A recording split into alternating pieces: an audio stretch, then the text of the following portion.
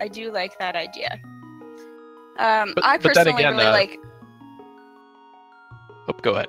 Okay, I personally like the Cane of Samaria strat. This is only the text box. Oh no, this is the only text box. Thank you, Uncle. Ooh, hey. Oh wow. So that's a fire rod. That is. So already we're off to a blazing start. Ooh, we have puns today, do we? they're only going downhill from here, B-Links. They're only going to get worse. All right, so we've got the exciting rain portion, and already Solski has forgotten to start his timer. Oh. So A+. Good work, Solski. All right, let's see what's on the corpse of our dead uncle. Wow, so it's all about red rod-like objects for the beginning of this seed. I like it. Yes, and like I was saying, that's my favorite starting item. That's true. All your starting item wishes are coming true, right? Live on stream here. Yay. So does this mean that I get my hookshot dream? Hookshot on Tridex would be pretty gross, but if you call it, I would think you were some kind of like witch demon or something, and that would be scary. I have been told I'm a witch before. That's fair. That's fair. Now we have some interesting tech here for these runners. Both of them are going to be going through escape. Now Fire Rod is objectively faster, like just to kill enemies, than the Cane of Samaria is. But the Cane of Samaria is more efficient in its use of mana, even though it does take longer.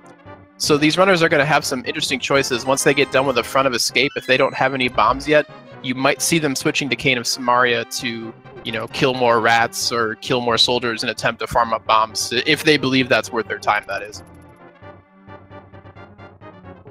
So it'll be interesting to see how they decide to proceed once they've picked up some of these kills here in the early part of the escape.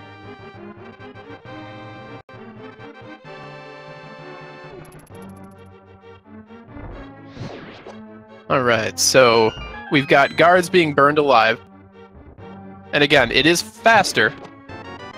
So these runners are going to be killing these guards and checking to see, you know, whether or not they get the easy bombs in the chest before they waste a lot of time farming with the Cane of Samaria or something like that. True enough. Yeah, I think with these quick, easy kills, using the Fire Rod, they are gonna shave off a couple extra seconds in this escape. And honestly, with the caliber of play that you see in the bracket stage here, it's not, you know, it wouldn't be unheard of for races to be decided by less than, you know, 10 seconds. Oh yeah, I wouldn't be surprised. Have we found enough keys yet?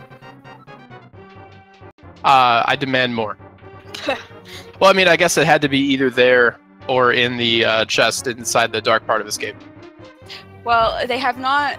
All they found is dungeon items. So all that is left now is potentially the randomized things, items, words. No, you know, you're in the spirit of the randomizer. You're randomizing the order of the words in your sentence. That is some impressive dedication to your craft, B-Links. I'm impressed. Thank you. All right, so we've got pretty standard escape here so far. Both the runners maintaining their fire rod usage here, and importantly, still no bombs for the two of them. None of the runners electing to grab a pot. Oh, looks like Couch is trying to get one extra kill. Just really hoping for that bomb drop.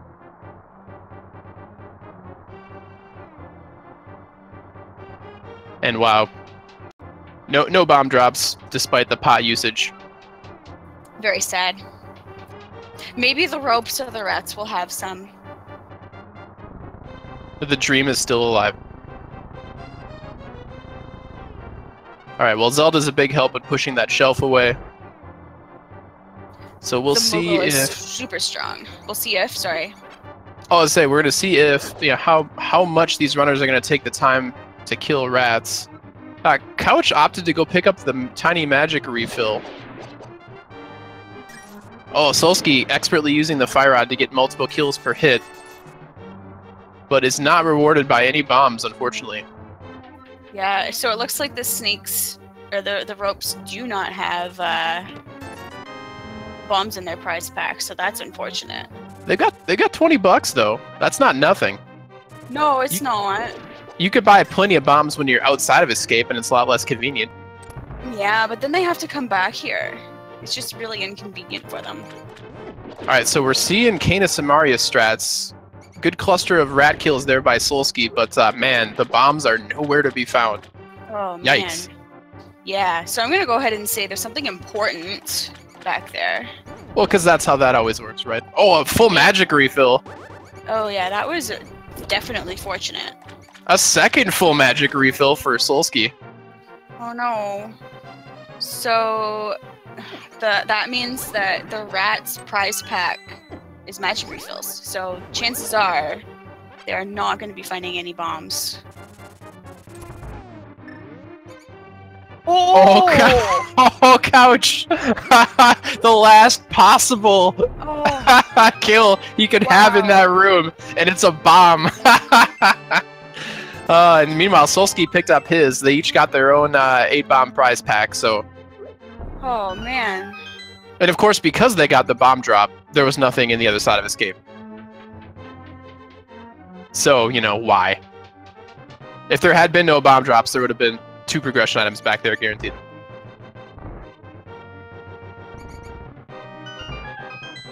Alright, so we got ourselves right around a 6-minute, 30-second escape, which is not particularly great, but they did spend a lot of time looking for those bombs. And there's bombs on the outside of the escape.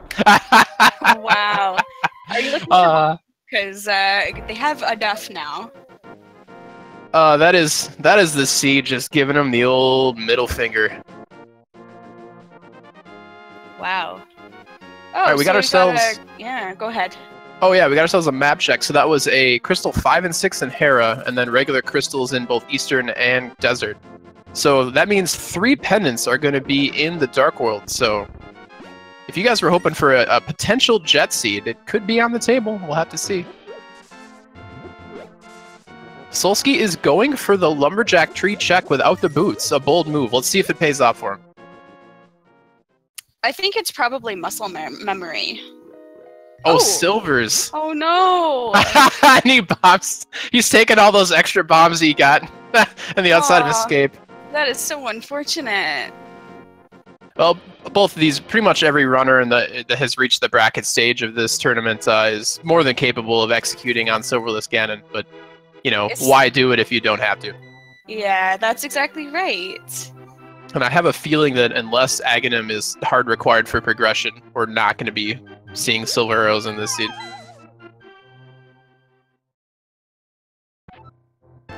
More bombs. Good stuff. Well, the one thing about it being a Silverless Ganon is everybody will be using all of their execution strategies that we'll see how skilled these runners are. Yeah, it's always interesting to see. You know, there is definitely a lot of tech in that Ganon fight when you're doing it Silverless. You could do things like try to get triples, you know, whether or not to use the torch glitch, depending on how much magic you have. So, yeah, I agree with you. It's definitely a lot more interesting as viewers to watch. Yep. And so far, Couch with a slight lead. Not a whole lot in Kakariko Village yet. It's just garbage. Oh, never mind. Whoop.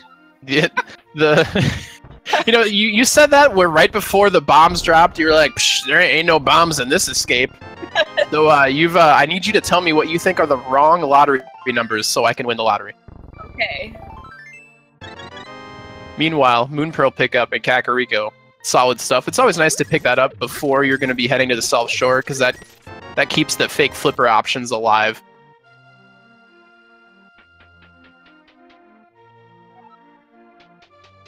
Alright, so Couch is cleaning out the well. Ooh, finds a sword. That's always nice to find. Yeah. And there's Quake. That is a wavy coin. You know what's a heart container and the plastic sword? That's a pretty solid well. And honestly, if you're going to keep a sword in a wet, damp place like a well, why not have it be the plastic one? It won't rust. That's thinking next level. That's awesome. Alright, well, let's do some property damage to an old woman. murder a chicken, and then steal her life savings. Couch, you're a monster. Yep. All right, arrow capacity upgrade. Didn't mention it from the bottle vendor, but I don't think I would pay 100 rupees for a slightly larger quiver. Maybe that's just me. Especially since the odds of getting, you know, silver arrows of the seed are pretty low. Yeah. I don't know. It depends if you're low on arrows or not, I guess. I mean, Maybe you if have you're going for like 100% completion, sure, but it's not worth it otherwise. no. I mean, you have to check the location anyway. It could have been something important. Speaking of something important, was that a bomb upgrade in the library? I couldn't tell. It was something like yellow or gold or something, so I'm gonna go ahead and say yeah. Race game. Wow.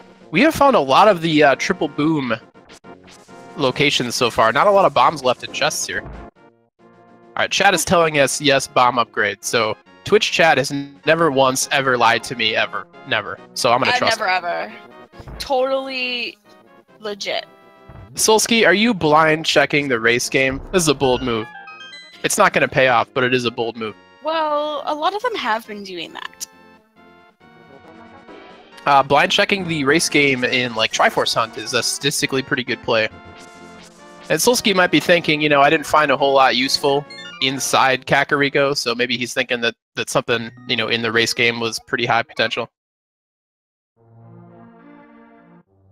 Meanwhile, we've got Couch kind of doing the standard Lake Hylia kind of sweep over to Generous Guy Cave.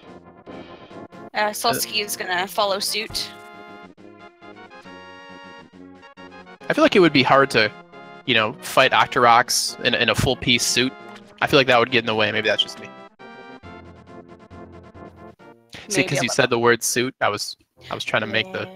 Yeah, okay, yeah, that was the joke got the laughter it deserved. Wow, Couch is going.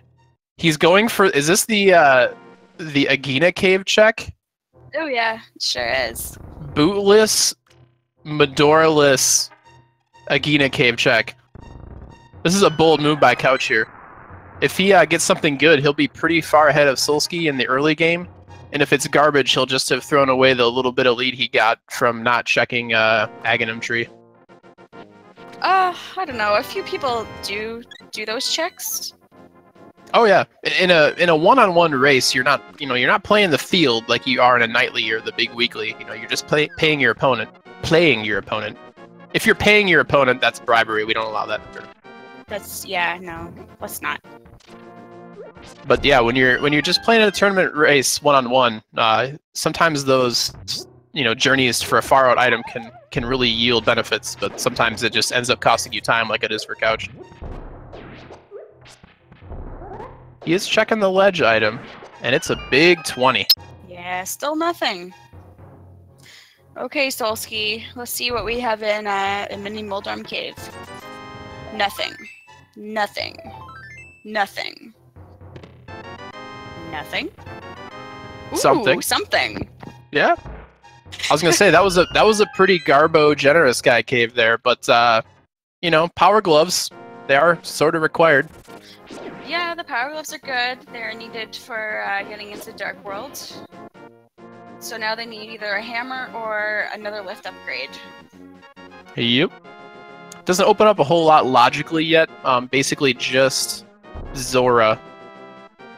But they could, you know, Dark Room into like Death Mountain if they wanted to. But I'm curious if Solski is going to opt, if he's going to go check Ice Rod Cave and wisely check in the 50-50 Bomb Rock there. If he checks Ice Rod Cave, I wonder if he's going to bother with the fake flippers or not. We'll find out quite shortly here, I would imagine. Yep. Ooh, fetch quest. It's almost like that was in the seed hash earlier that I know doesn't actually matter, but maybe it does. What else was in there? Was there an ice rod in there? I don't know, but that's a genius idea and I support it. I don't think it was, but it should have been. Alright, so we've got Solski. He's setting up for the fake flipper, but he's doing the alternative fake flipper. Is he gonna turn in that mushroom and then head to Zora without the money to actually check Zora? Time will tell. Yeah, it looks kind of like that's what he's gonna do. I mean, even if the dream of 300 rupees from the mushroom turn-in is here, that still is not enough money for Zori. You need 500. But we did get to see some cool tech from Solski there. That is a fake flipper setup you don't see super often, and he executed it very well. Oh. Oh. Wired fetch quest. Solski with the hammer reads. Oh, that's irony. Man, I hope that Couch goes there. He's first. Solski does technically have Dark World access. Oh, and he's gonna go ahead and do hype/not hype cave. Honestly, it's a pretty solid opening move. There's a lot of items right in front of Hype Cave. Alright, so we got Pendant Thieves Town, Pendant Mire, and I missed the last one. Swamp Palace is a red crystal, I saw that. Alright, so Couch is checking Sahasrala's Cave. A pretty wise check, honestly. Pretty item dense, but he's not going to be rewarded. Is he making the Eastern Palace play? A pretty reasonable move in his scenario, but we the viewers know that that mushroom turn-in is pretty high value. And speaking of high value, Solski pulls a plastic shield to go with his sword, and those boots gotta go fast. Excellent. It's always nice to have boots early in a siege. Yeah, agreed. I mean, 16-minute boots. That's the dream right there. Oh yeah. Oh, this is gonna work out really well for him because he can go ahead and go through the pod area if he wanted to. But he's not, of course. But yeah, it'd be a tough sell without the bow, I think. Yeah. But he might consider it. At some point, though, he can do that alongside Eastern Palace. Excellent spin speed tech from Solski there. Very good.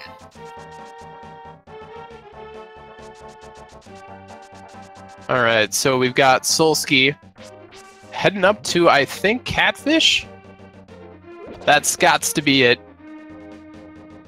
Catfish check. Excellent. Yes. Too bad they don't have the mirror. Alright, meanwhile, Couch is making his way through Eastern Palace. Not a whole lot valuable yet, unfortunately. The odds of Titan Mitts and Hammer both being available in the same sphere of accessibility for Dark World access is pretty low. So Couch is most likely eventually going to have to make his way over to that mushroom turn-in to progress in this seed. Ooh. Solski picking up Ether, the old Harry Potter coin. Awesome. And, so yeah. Oh, and Couch just found a mirror. That is super interesting. So Couch does get rewarded for his early Eastern Palace play. Having that mirror is very nice because it makes your Dark World routing a lot cleaner. So even though Couch might feel a little bit behind for late boots and late Dark World access, having access to the mirror might make his routing of other item checks a little bit cleaner. So this race is definitely staying interesting here. You know, these are the kinds of races I really enjoy because you find progression regardless of which way you go, and then everybody just sort of converges near the end. I like any race in which our tracker is just sweating, trying to keep up with map checks and two simultaneous chest pulls. That's what I like. But I'm a jerk. Oh my goodness. Yeah, I think I had one where we had a map check, Hype Cave check, and Paradox Cave check all at once. That's good stuff right there. That's down home cooking. Alright, so Solski is going to be going on the kind of the Dark World loop tour of item checking. And he's not going to be finding that mirror for most likely quite some time. Oh wow, is that a bug net in Eastern Palace? Oh, it sure is. Alright, so that was mirror, bug net. Did we see all three items or not? I was totally not paying attention. I'm going to throw you under the bus. Did you, by chance, see it? Alright, bus successfully really thrown. Yeah. All right, Bad so commentators. I'm busy trying to make like awful like bus puns in my head. I can't be bothered to watch the actual stream that we're commentating on. All right, so we've got Couch is electing to go for Dark Death Mountain access here. This is a logic break. If he had both the mirror and the hammer, that would be incredible for his routing. But we know that that hammer is unfortunately locked behind the mushroom in the witch's hut. Yeah, it's too bad that Couch is waiting for going up to the witch. I mean, this isn't like god awful terrible because he will unlock the Death Mountain save point. So assuming Flute wasn't easily available somewhere for Solski, he won't lose a ton of time on this. That is true. All right. So old man Grandpa gave Couch 50 rupees for his birthday and a card and a check for some reason because that's what old people do still. Yeah, it sounds about right to me. All right, and we've got, unfortunately, a lull in the action. Oh, wait, no, we're back. So we're going to get to see a fighter sword, no half magic Mothula fight from Solski here. Oh, man. Not even a bottle or anything. Ooh, what was that? Was that the hook shot? That was the shovel, I believe. Oh, the shovel. Okay, so And another fetch quest. Yeah, another fetch quest. Maybe that will get Couch thinking about fetch quests in his head. So he'll be like, wait, I got this mushroom. What if I do the fetch quest? Maybe. I probably could have phrased that cleaner, but you guys are all with me. We're here. Okay, yeah, hopefully he's thinking, okay, I have a shovel, I have a mushroom. Maybe I should hand those in now. I mean, again, though, for Couch, this is not a terrible move. I mean, this is a crystal dungeon. It is completable, even though he's doing it outside of logic. So he's not really losing a ton of time. Like, he'll be picking up his first crystal not too far behind Solski here. Who, by the way, is going to be employing hammer strats for Moth. Wow. I'm honestly pretty solid with Blue Mail and all the hearts he has. It only takes 4 hammer hits, or 3 plus the other damage he got in already. Yeah, it depends on whether or not you can actually hit him without banging him into the spikes. There he goes, okay. Yeah, that was pretty well done considering the pattern that Mothula gave him. But Solski was rewarded by garbage. There's just not a lot of meat on those moth bones. No. Bugs are gross. Fire. Oh, I can't even think right now. What did I say? Kentucky Fried Moth or something? 11 secret herbs and moth spices. Alright, so we've got Couch picking up a blue boomerang in Hera, so that's one of 2 items. Oh no. The key. Hera basement is on the table. That would be man. just gross. Solski having to go to the big key chest now. Yeah, and I mean, without the mirror, he's going to have to walk it out too. So it'll be interesting to see what the time difference is between having boots versus having mirror in some of these locations. I would still give the tip of the hat to Solski right now just for having picked up that hammer before Couch. But Yeah. the moves that Couch are making right now are not like terrible, and they're not costing him a ton of time. So still anyone's race. There's a lot of items to find. Alright, Couch doing pretty well with his Moldworm fight here. Holding out that sword, making it all shiny. Trying to get Moldorm to... darn. Yeah, that's rough. Sometimes Moldworm just does that hard 360 and you get a little wrecked. Alright, nice bomb jump from Solski there. Yeah. But Skull Woods has garbage. It was money and a piece of heart. But it did have a crystal. So, you know, it's not like it was a complete waste of time. I feel like this is the same thing with Tower of Hera. Yeah, I mean we've got a 50-50. Voldorm will either have the second item, or he'll have garbage, and Couch will be forced to do Hera basement. Because if you commit, you know, to Dark, out of sequence Death Mountain, I feel like you have to commit to your gambles and do Tower Room if there's an item in there. Oh, definitely. But then again, I'm bad and didn't make brackets, so I should probably not be giving out advice. Or maybe I should keep giving out bad advice so no one else can make it either. Ooh, Speaking of things that are bad, Couch picking up not the last item for Hera, so he's got a decision to make. Do I want to go into that gross, tile-infested basement of Hera? Yeah. Or do I want to move on with my life? What do you think, B-Links? Well, he doesn't want to, but he's going to do it anyway. Yeah, I think you've hit the nail on the head there. He threw a celebratory blue boomerang. That was 100% intentional. He did not just miss the crystal switch. He was sharing his happiness with us for going to get to do Hera basement. Alright, we're going to be seeing Coffee Bake strats from Couch, which is just in time, because now we're going to be seeing Solski entering Pendant Thieves Town. Green Pendant Thieves Town, however. Ooh, yeah, that is interesting. So this will be where races are either made or lost in terms of time, because if it turns out this dungeon is unnecessary, Solski will be losing quite a bit of time here. On the other hand, if it is necessary, a bold pendant play like this somewhat early in the seed can really make a huge difference. Ironically, he's probably hoping for something like Mirror that would really help out his Dark World routing. But you and I and the rest of Twitch chat know. Oh my gosh! Mitts at the bottom of Hera basement. Are you kidding me? Wow. Wow, what a That is play so from mean. Couch.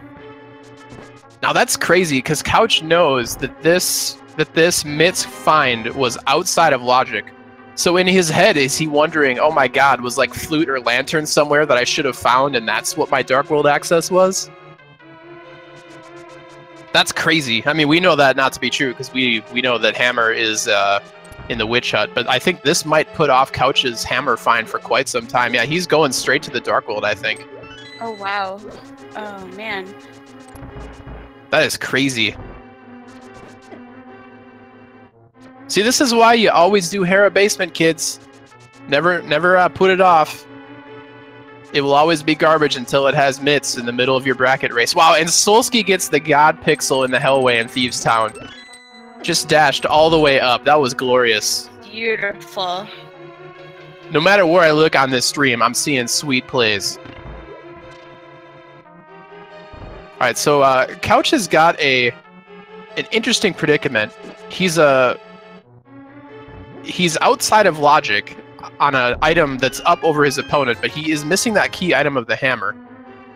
So he might be less inclined to go into Thieves Town like Solski did. And so far, I think Solski has basically found garbage in here, unless I've missed something. But I don't think I have. No, there's been garbage.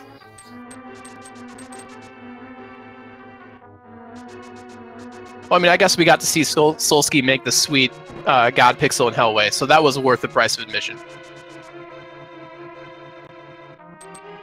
Meanwhile, we see Couch making a similar play to what Solski did, and for all the similar reasons. It's a crystal. You can clear it with Fire Rod. Why not do it while you're here? One advantage that Couch might have is that he does have the mirror, so if he were to somehow find Book of Medora, he could do that all important to Twitch chat's pedestal check. But since we don't have the book, it's not happening. And wow, hook shot in Thieves Town, are you kidding me? Okay, so Thieves Town definitely required having to go all the way down to the basement. That's just mean. Wow. Oh, no. Worth noting, though, that Hookshot was not hammer locked. So if Couch decides to dip into Thieves Town without that hammer, he won't be punished for it? No, but there could still be something down there, but they don't have the key. The key is on blind. Actually, I believe the key has to be, at this point, locked in its own chest? I think. I don't think Blind can have the right. key. I could be wrong. Don't No, quote me you're on totally right. No, you're totally right. that. Yeah, it feels good to be right. It's so rare. I'm gonna write it down on my calendar. All right, so we got Blind got a little away from Solski here after a relatively decent hammer moth fight. He's rewarded with 5 arrows. So yep, that is 4 items and technically a 5th if you count green pendant. And I sure do. I don't know about you, B-Link.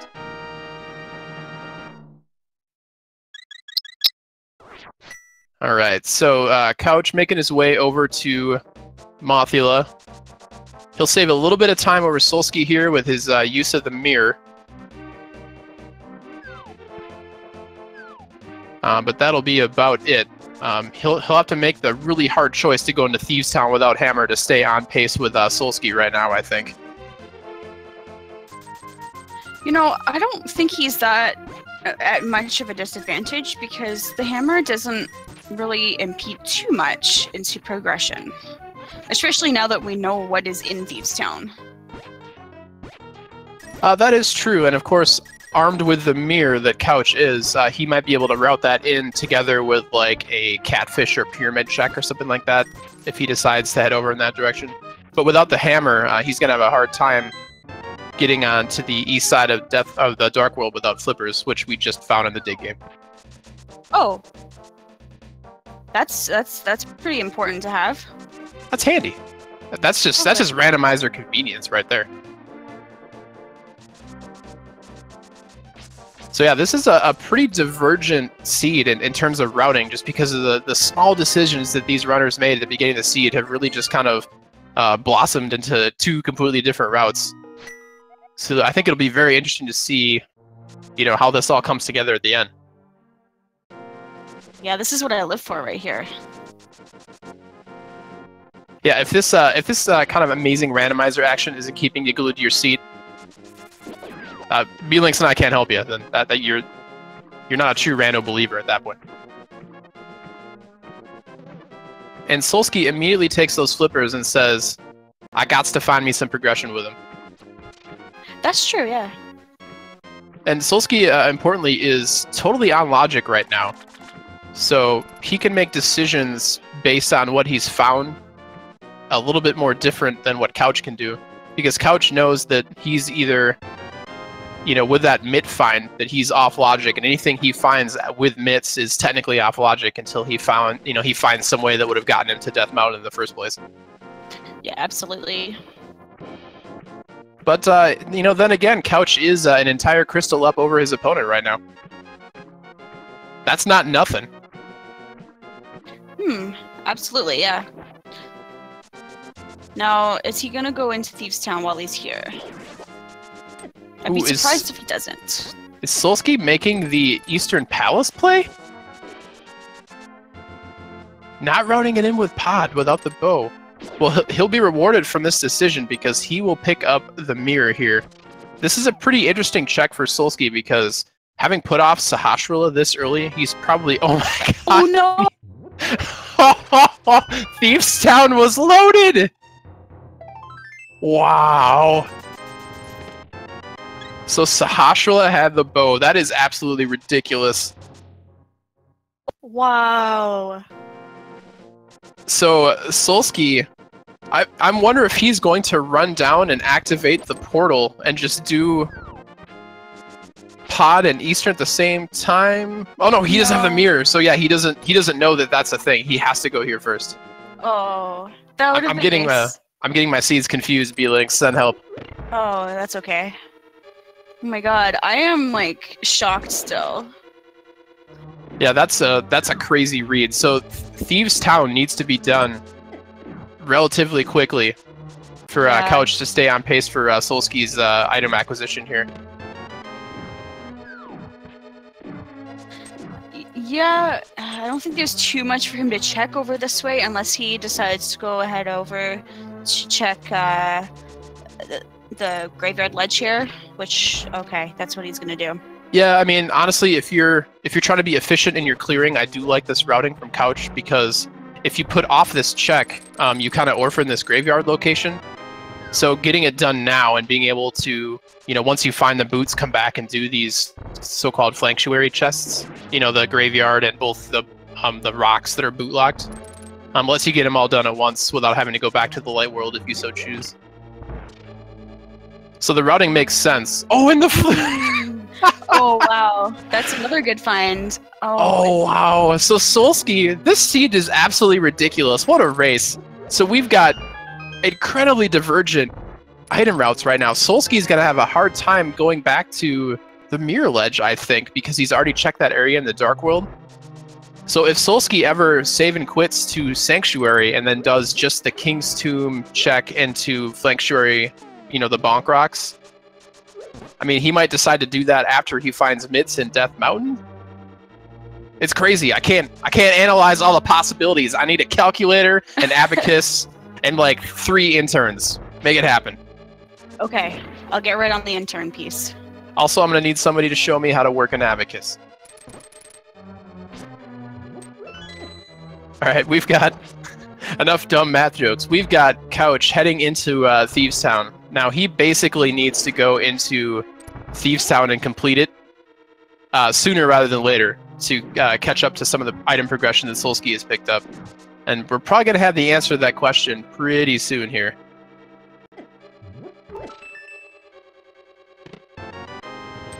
So finding the flute put those mitts back into logic for Couch. That's true, although he had no way of accessing the Dark World without the mitts. So having found the flute in the Dark World means that he's still technically off logic. True. But that means he probably knows that the hammer was available somewhere. Hopefully. Yep, or maybe the lantern was available somewhere to give him access to Death Mountain. I mean, it's hard to tell. Solski picking up the cash money dollar bills. If there's one thing I know about my buddy Solski, is that he's always got money on his mind and his mind on his money. I guess he's trying to find enough money to give to Zora. I mean, I guess that's probably the actual reason, and not the dumb lyric quote reason.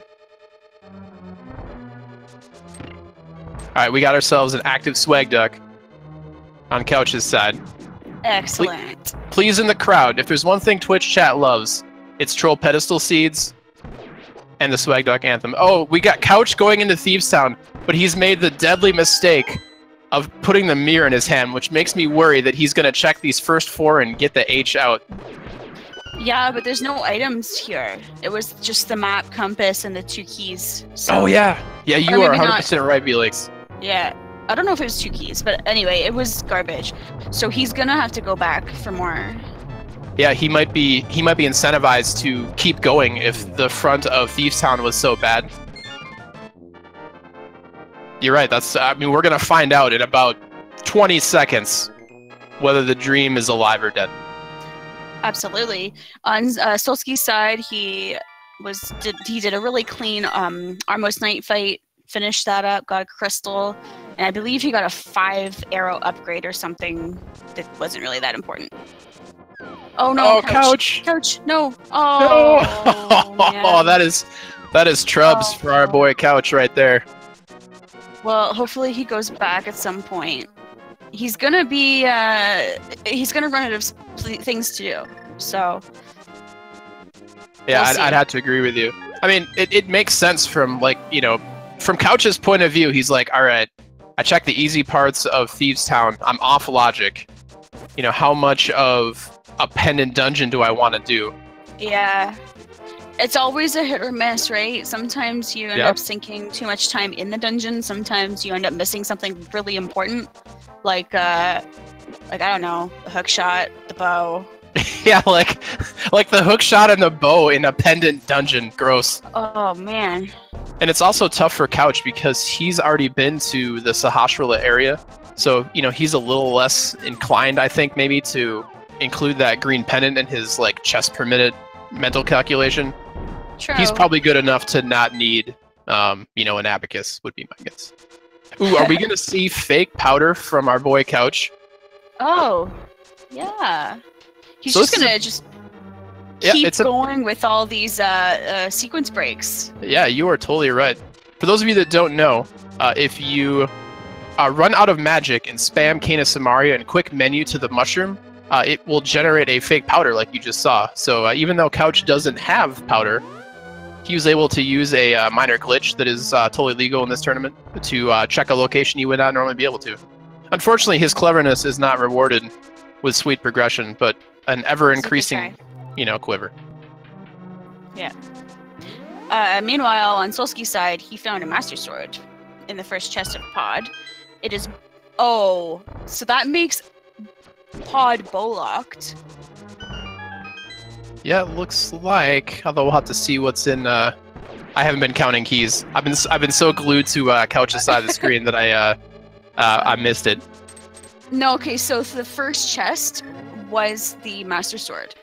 So Ooh, nice. that first chest would have to be a key for it to be in logic, and he had to go this side first. Oh, Kane and Bryna, and we got Couch recognizing that he needs to turn in this mushroom. He's going to be rewarded by the hammer. So this is a pretty big play. Maybe this is going to incline him to go back to Thieves Town since he'll have the hammer. He also knows that he's still on logic for quite a few things, actually. Yeah. Okay, so he could, at some point when he goes to Pod, if he goes to Pod first, he could realize that it's bull-locked and then maybe go back to Thieves Town. But maybe not. Maybe he's just gonna go right to Thieves Town now and make me eat my words. Yeah, I'm curious. I mean, it would follow the storyline of this commentary for you to make a statement and then immediately prove it wrong by somebody in a hilarious fashion. So I'm enjoying it. I'm still waiting on those anti-lottery numbers from you, B-Links. I'm checking my private messages. I'm not seeing any numbers. I don't know what anti-lottery numbers are. I don't either. That's probably why I haven't gotten them from you. All right. Meanwhile, we've got Couch taking his hammer and immediately going back to the hammer pegs. He is so frustratingly close to Thieves Town. I wonder if he'll do it while he's here. I guess we'll find out. All right. Hammer peg game is, wow. Not even a big 20, just a single green rupee. That's actually just rude.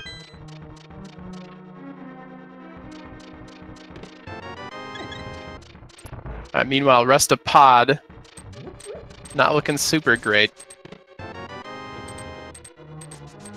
The rest of Pod is just keys. Yeah, Palace of Keys. Well, if there's one thing a lot of runners, I think, in general, underestimate, that is exactly how long it takes to clear the west side of Palace of Darkness. If you're not in go mode, it does take quite a bit of time, especially since you have to find all these keys. So Solski is back up to Zora money. I'm sure he's appreciating that. And unfortunately, due to Solski.ppt, I did miss what one of the items was in the maze there.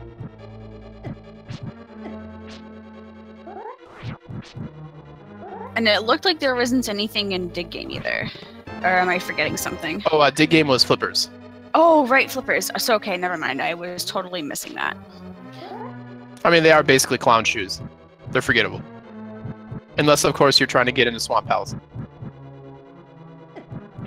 That is important. Unfortunately, he can't get into Swamp Palace right now because he doesn't have... Well, I mean, I guess he could get into Swamp Palace, but he wouldn't be able to go very far without the hookshot. Nope. And of course, we the viewers, the omnipresent viewers, know that hookshot is in Thieves Town. Very close to the bow. Well, I guess not physically close, but you need the green pendant that's in Thieves Town to get the bow. So, I mean, this in general is pretty solid routing from Couch, just based off of what he knows. Oh, yeah. Unfortunately, he's not going to be rewarded by it, but it's a pretty solid chess per minute play here that he's making. He just, at some point, needs to get into Thieves Town for all the delicious required items in there.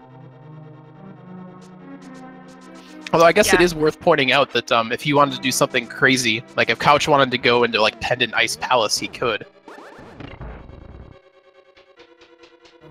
I don't know That why he would. Yeah, I was gonna say that would be a bit of a gamble for him. I'm not saying it's smart. I'm just saying it's a legal move.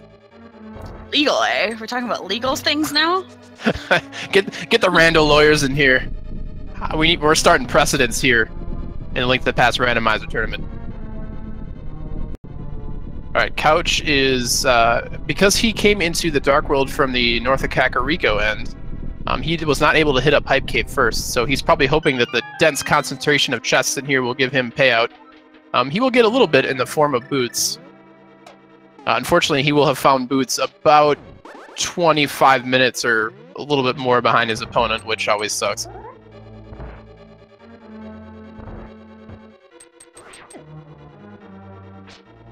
Alright, we've got ourselves... Oh, Couch does a accidental mirror bonk there. Wonder if he's going to... Flute? Where are you going, Couch?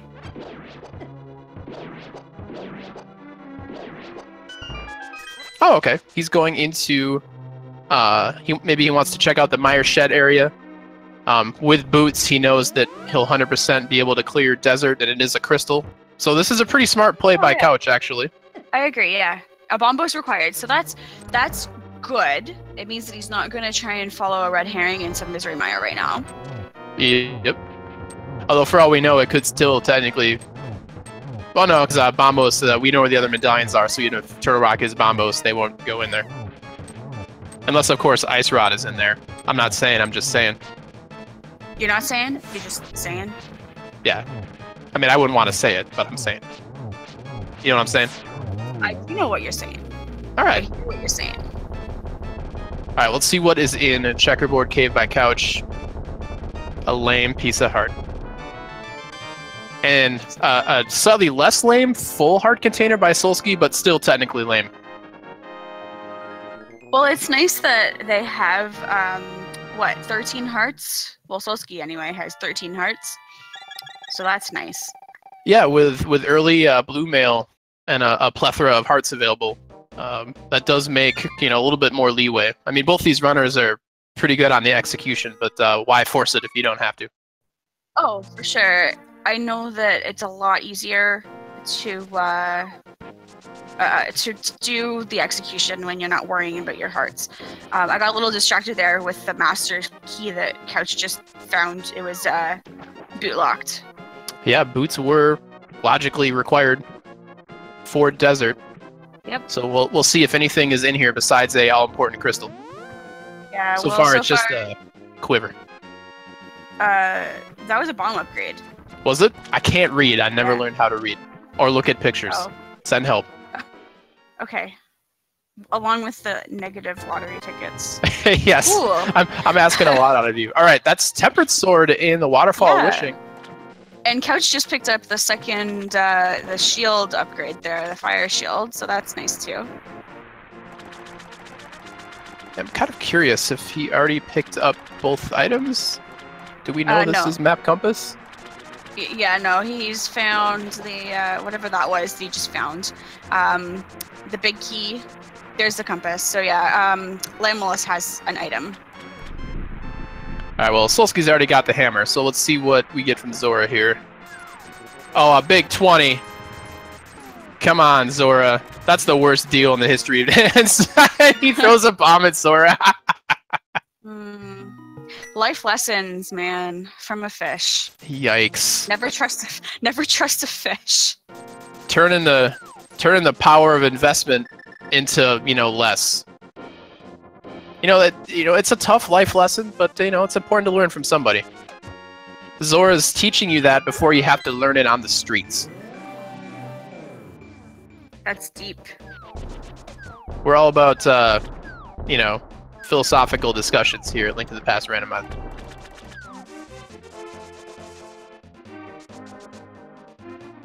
Alright, Solski, where are you going? He's got himself... Oh, he doesn't have the shovel, I guess. Oh, yeah, you're right. Although the first time Solski went through here, he did not have the mirror. So he is going to lose a little time checking these locations that Couch was able to route in all at once.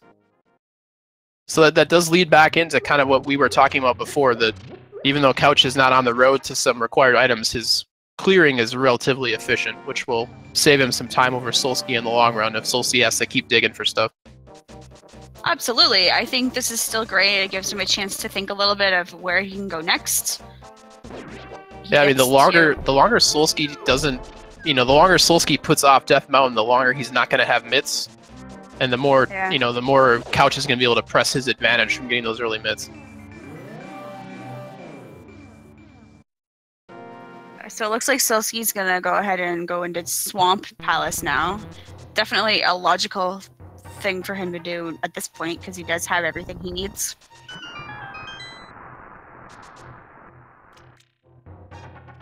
Alright, Couch pulls off Landless Kill and gets another bomb upgrade for his trouble.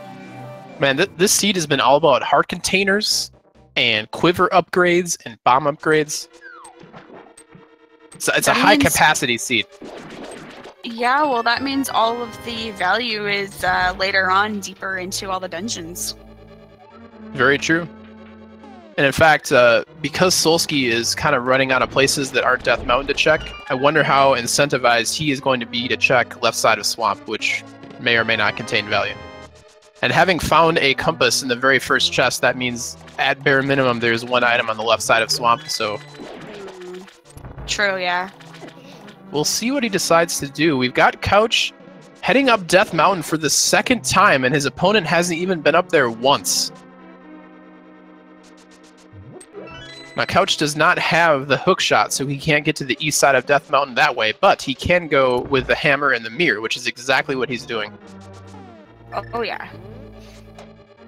So we're going to see potentially some lucrative checks on the right side here, but we know it's not hook shot or bow, so...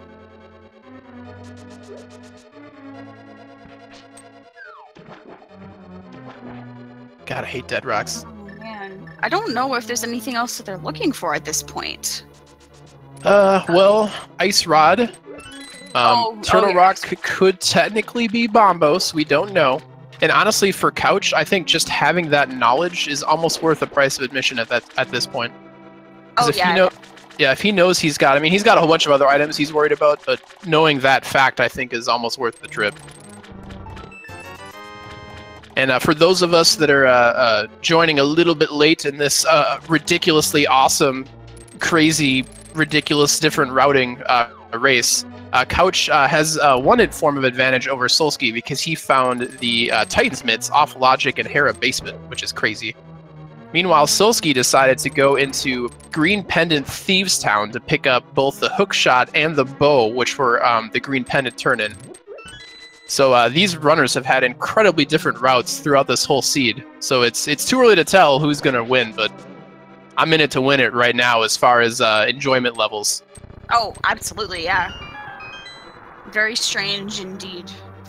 And it was great that Couch's, so far, Couch's sequence break up to Death Mountain the first time did pay off for him so far, because he got his Titan Mitts, which helps with routing a little bit more efficiently through the Land of Hyrule. Very true. If there's one item I like finding early as a runner, it's the mirror.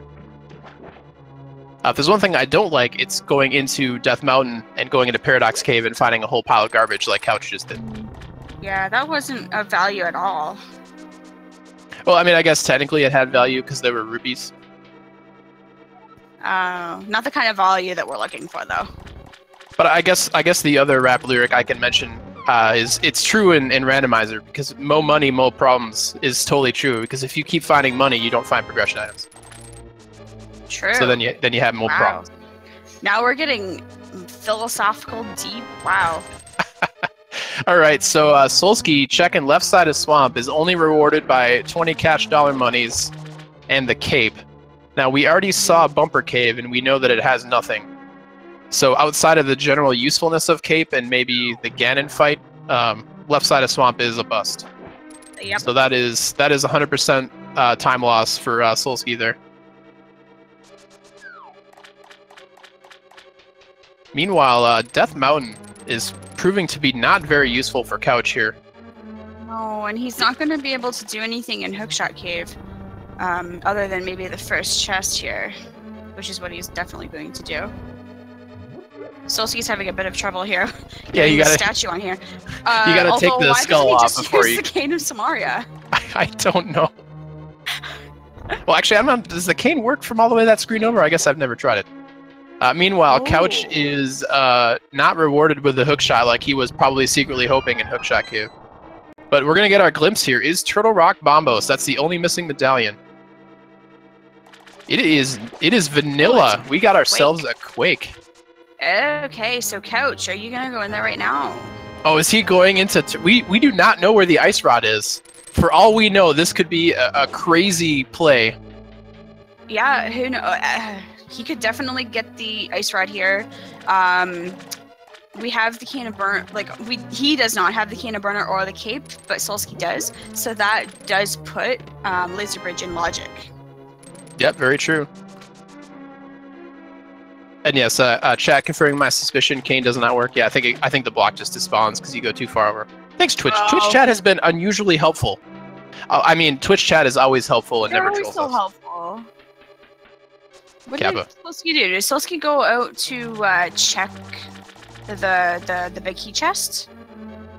I guess. I believe he did. Oh, Book of Medora. Oh. Book of Medora. Well, that allows them to check the tablets, the medallion tablets. Well, and more importantly, because Solski has not found the flute yet, which is in Graveyard Ledge, that might incline him to go over to Desert since it's a crystal and he has access to it now. True. True. Also worth noting, Couch opened up Turtle Rock, but decided not to take a peek in. So that may have been a genius move, or it could have been a bad move if Ice Rod is in there. We'll be finding out towards the end of this race, kids. Hold on to your hats. Hold on to your butts. I don't know why you would wear a hat on your butt. I guess you could. I'm not here to judge. Yeah, exactly. The randomizer community is open, and if you're into wearing hats on your butt, then we're all for it. Oh, wow. I just don't want to see it. Solski picks up the red mail on Argus, which means that there was nothing in Swamp Palace. Swamp Palace is one of those go mode dungeons if you were able to do it. Yeah, very true. And if there's one palace, all the water-related palaces in this game are always good to go mode, both Ice and Swamp Palace. Absolutely. And Solski doing what I suspected and is taking that Book of Medora over to Bombo's tablet and then probably over to Desert would be my guess. Yep, smart move on his part.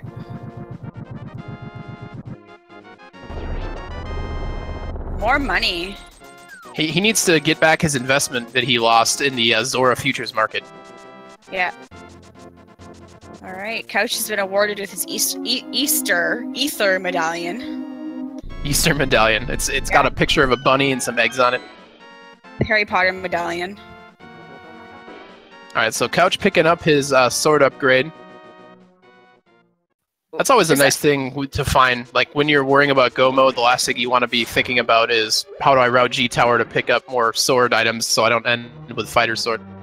That's not the fourth sword we've seen, is it? Did Solski pick up that sword? No, it's not. If I accidentally said the word fourth, I misspoke.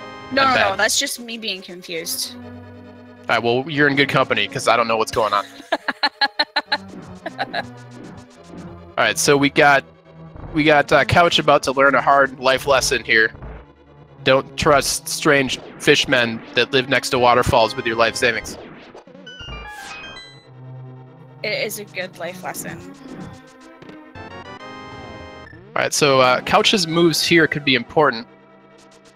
He basically really needs to get to Thieves Town. But he could be considering a... Oh, he's checking King's Tomb, yep. He hasn't put the full use of the boots to test yet. So I wonder if he'll route this in with the Sanctuary Bonk Rocks and then like head over to Village of Outcasts, maybe? I mean, he's got a lot of options, unfortunately. He does, yeah. And honestly, this race is not even close to decided because we've got ourselves an ice rod that we need to find. And the more places these racers check, the more odds are that it's likely inside of Turtle Rock, which always makes me giggle. Yep. So ice rod is our go mode item that we're missing. That was a good on-demand giggle, by the way. Good work. That's teamwork right there, kids. There you go. Solski going for the dangerous spin speed out of desert. Didn't get it though, which is all right. I don't know what's better. I'm screwing up the spin speed so you don't accidentally fall off the ledge, or falling off the ledge. Probably the first one. Falling off the ledge is the worst, because then you have to go all the way back again.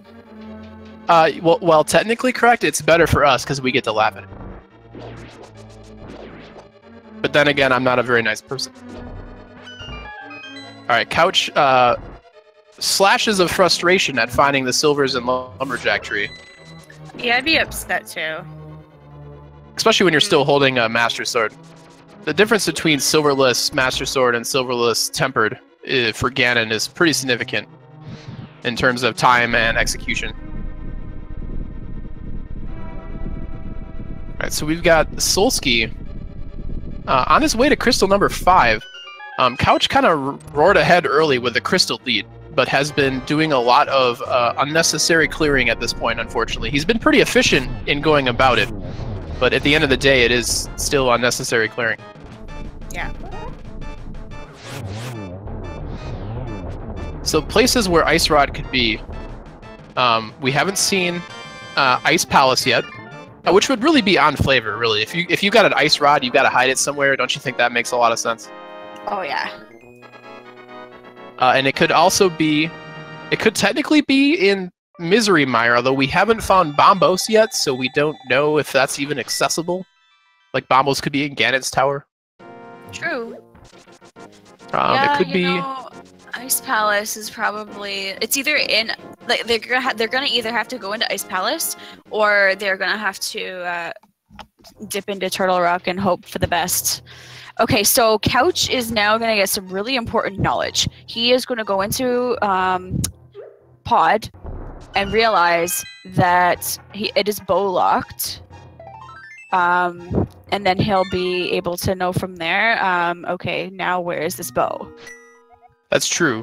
And having the knowledge is good, but you're also, like, this is the punishment for not finding bow. You spend all this time going over to Palace of Darkness and Eastern Palace, and to not be able to complete it really sucks. Oh no, Kiki. Couch lost to the monkey. Now, interestingly enough, though, Couch can do the bottle glitch. So if he really wants to, he can do a sequence break for himself to finish up this dungeon. At first I thought you said sandwich break, and I got really excited that I was about to enjoy some cold cuts. But that's all right. I am sorry. Solski, are you about to please the crowd? Oh my gosh. Are we gonna see Ice Rod on the pedestal, guys? Get your hype. We gotta see some Bless RNG. Come on, guys. Let's get this hype. Okay. Cash. Okay. Get wrecked, Twitch chat. All right. Meanwhile, as everybody RIPs the pedestal, Couch is going to go ahead and do a bottle glitch to go through Pod. Yeah, that's a pretty nifty trick. Do you want to run us through it? Because I'm bad at this glitch. Sure, yeah, I can run us through it.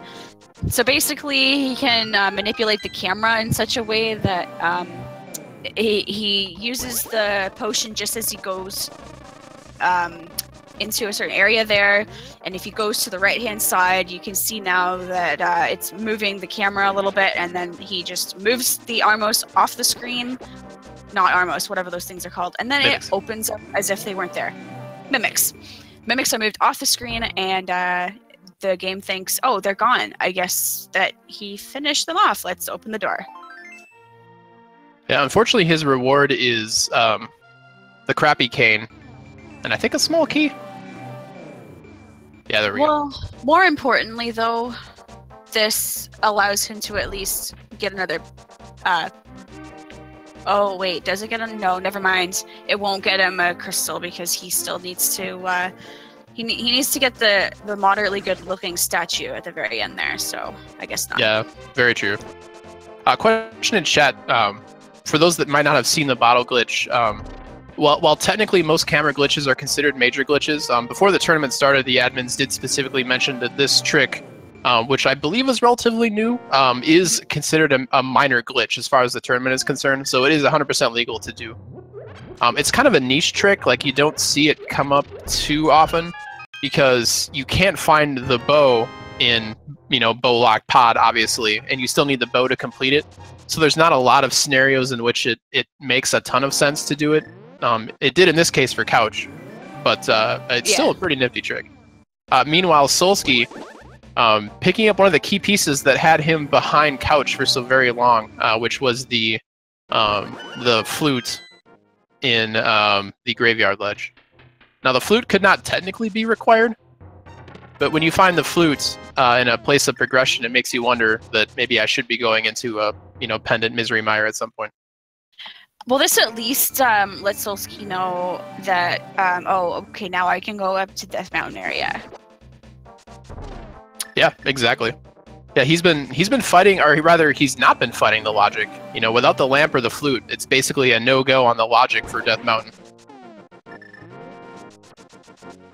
So I have a feeling, yeah, he's pre-equipped that sword. So since Solski is our current source of sound, take your hat off your butt and get ready for the Swag Duck national anthem here.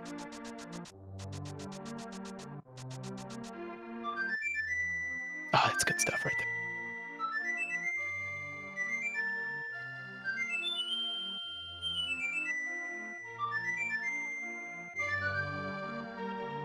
Oh yeah. I love that tune. It's good stuff right there. Twitch chat coming out big. Good work, Twitch chat. I'm sorry I told you to get wrecked earlier when the pedestal was dead.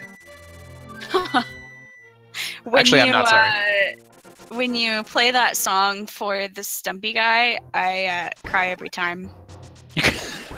That's true. That's a touching moment in the. It is. It's a sad little moment. Yeah, he he abandons his father or something like that, and gets stuck in the outworld and gets turned to a stump. Yep. That pulls on the old heartstrings. It does, yeah. Speaking of pulling on the heartstrings, watching Couch expertly navigate his way through this dark maze, execute the bottle glitch, just trying to search the Palace of Darkness for value, and he's not finding anything. That makes me sad. Almost as sad as this screen with Death Rocks and stupid Sky Cabbage. Oh man, yeah. I hate Dead Rocks so much. Alright, well, Solski is on his way to both Tower of Hera, which will reward him with the mitts, and then he will most likely go straight towards Turtle Rock. Now, if Ice Rod is in Turtle Rock and Solski makes that soul read, it will be an incredible recovery by Solski. That would be a wild play. It would be, but he hasn't covered as much. Like if you find mitts and you're right next to Turtle Rock as your last crystal and you're only missing Fire Rod, or excuse me, you're only missing Ice Rod, the temptation to go in there is going to be pretty big. I'm not sure if Solski will be able to resist the sweet siren call of Ice Rodless Turtle Rock. I hope that he goes in there without the Ice Rod and finds the Ice Rod somewhere. It's also worth pointing out that when Couch was up here, he did not have the hookshot, so it's very possible that hookshot, or excuse me, that Ice Rod could be in Hookshot Cave. There are 3 chests there we haven't seen. Oh yeah, that is absolutely right. Oh wow, Solski just picked up a quarter of a heart and that filled his entire magic. Or his entire heart containers. Yeah, and he set up spin speed there on the little parts of the stairs to get his way out of that room pretty fast. Solski's shown off a lot of interesting tech here. I'll doff my hat in his general direction. Off of your butt? Off of my butt. I guess that gesture that was supposed to sound nice in my head kind of got rude when I remembered the meta here. Good work. Meanwhile, Couch has gone into Swamp. Oh no, we didn't pick up the key. He's like, I can see the key. That counts, right? No, it doesn't, Yeah. Couch. It most certainly does not. Oh, But man, I mean, okay, you're going. Couch is just. He went into Palace of Darkness without the bow, and now he's going into Swamp Palace without the hook shot. And these time sinks are unfortunately really costing him in this game. The longer he puts off Penn and Thieves Town, the worse it's going to be for him. And when he It's finally not does in go our there, mind. he's going to be sad. Yeah.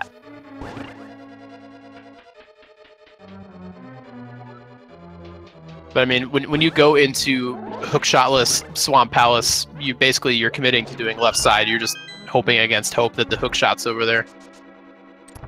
And I've played enough seeds where you get a few of them. It does happen. Oh yeah, it does happen for sure. And I still have PTSD. I need therapy. I gotta talk about it. It's about as likely as what happened with going through the pendant and getting the 2 major items. Yeah, I mean, hookshot and bow are. I mean, those are on the list of always required unless you're a dirty hovering cheater kind of items. Mhm. You always need the bow and the hookshot to beat this game in the logic. So having them both be in Pen and Dungeon is pretty gross. Yeah. Now, do you have to have the hookshot to be able to get the puffs off of Argus? Yes, but it's not always confirmed that Argus will be required. Like he could be a pendant. But regardless of whether or not Argus is a pendant or not, you always need the hookshot to get past Moldworm 2 in Ganon's Tower. Unless you can hover, of course.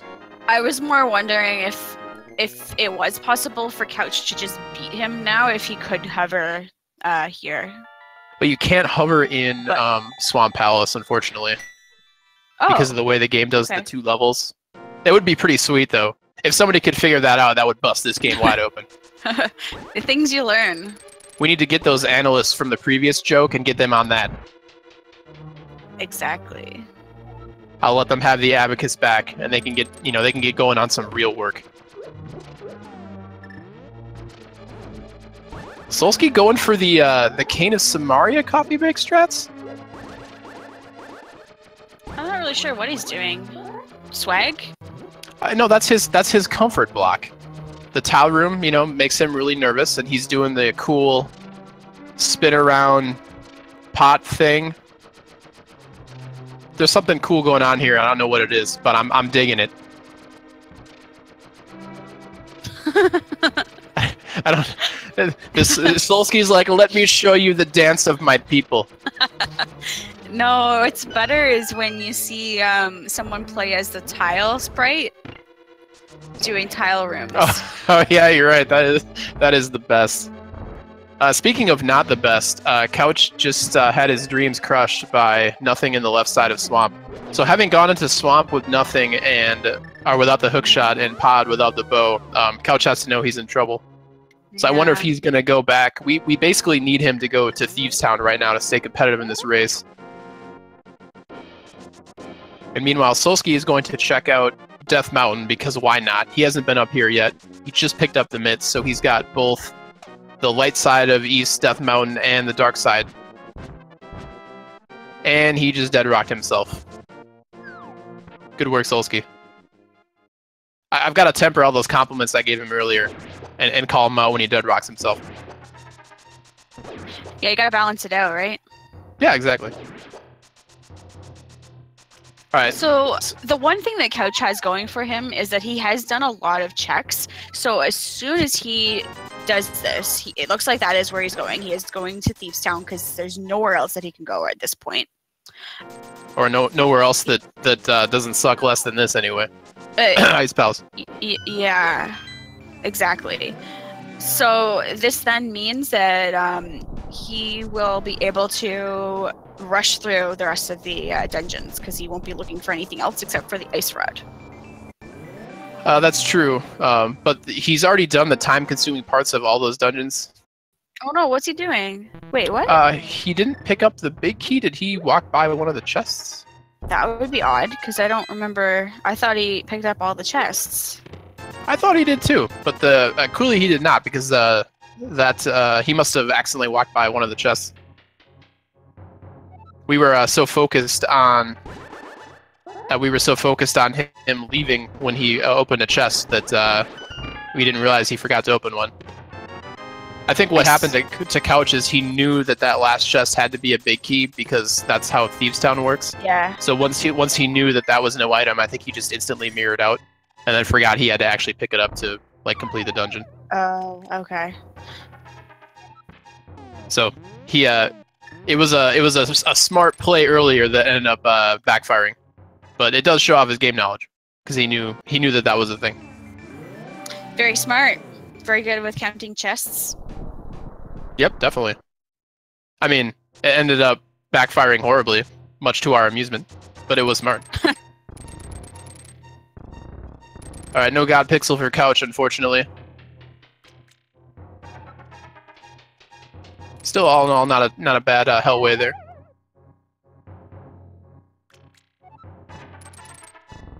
Alright, so it's going to be decision time for Solski here on the left side of your screen.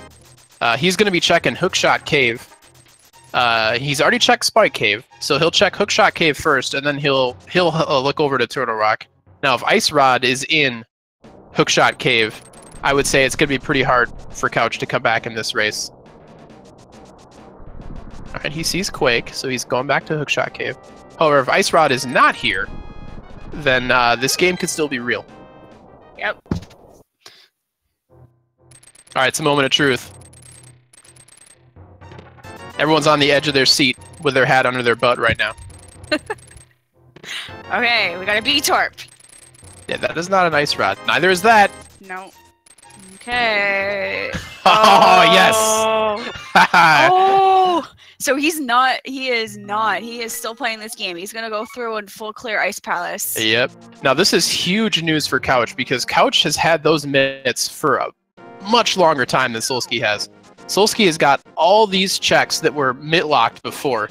Couch was able to, thanks to his early mirror and glove he was able to run all these in to one kind of big loop.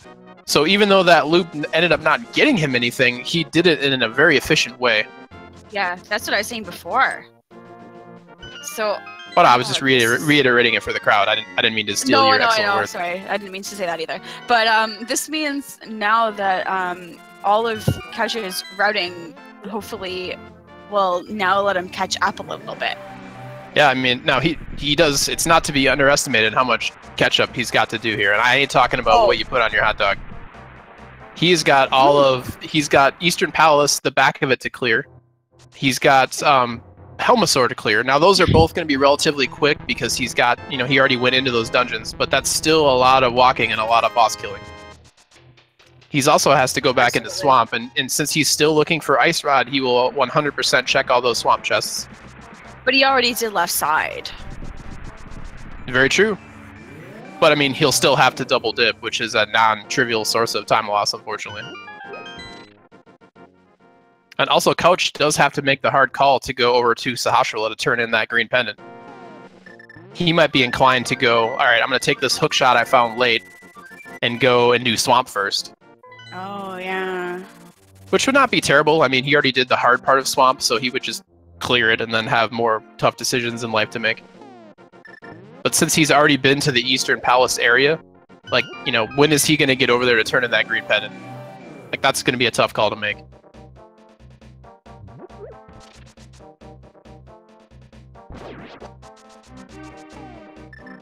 Alright, and Couch is making what I think is probably statistically the best play, and he's taking that hook shot and going to Swamp. Again, relatively smart. He has to clear the back of that anyway. Might as well get her done. Yeah, and I'm sure that he's going to just sweep himself. He'll do that and then slowly head over to Eastern area to hand in that green pendant to Sahasrahla. Very true.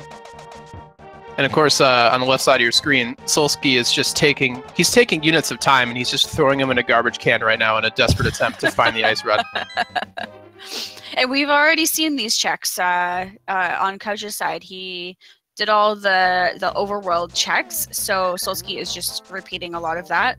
Very true. So it's still still, anyone's game still. Couch does have a little bit of a behind right now, but he can still catch up depending on how long Solski decides to do some of these overworld checks before heading into Ice Palace or Turtle Rock. Very true. And while I was pointing out cool tech moments, I'd like to point out that Couch did the cool bonk onto the dam opening while simultaneously pulling back the lever so you can start up a dash. That's kind of a nifty trick. If you want to go back and look at that, it's cool. I like pointing out cool tech. All right, speaking of cool tech, Couch, since he's already been here, these water areas do stay flooded, so he will get a little bit of time back here. Oh, that's nice. I mean, he still had to double dip, which sucks, but you get punished a little bit less for it. And Solski's doing the rage flute play. Oh, is Solski doing it? The absolute madman? Is he going into lanternless Turtle Rock? Oh yeah, they don't have a lantern. Wow. That might have been, you know, we didn't mention it before, but not having the lantern means that technically the dark part of Turtle Rock or the laser bridge area and beyond is not in the logic. So Solski's been pretty much following the logic this seed, unlike his opponent Couch. So that might have been enough to, you know, stop him from going into Turtle Rock looking for the Ice Rod. But maybe he feels that he found the mitts so late that it's time to make that kind of play. Yeah, it's definitely a bit of a gamble at this point, but a good one. Yeah, I mean, honestly, it's pretty solid. And for all we know, like I said, the Ice Rod could be in Ice Palace. Or maybe the game wanted you to go into Ice Palace and that's where the lantern is, but, you know, runners of this caliber don't necessarily need that lantern to finish the game.